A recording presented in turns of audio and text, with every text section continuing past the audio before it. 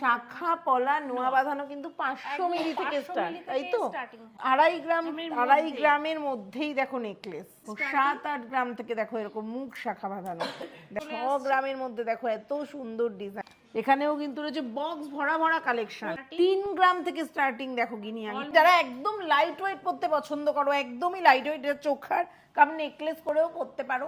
1.5 গ্রামের মধ্যে কিন্তু পার্লের এত সুন্দর একটা ব্রেসলেট, দেখো মানতাসার কালেকশন, দেখো নিউ কালেকশন দেখো।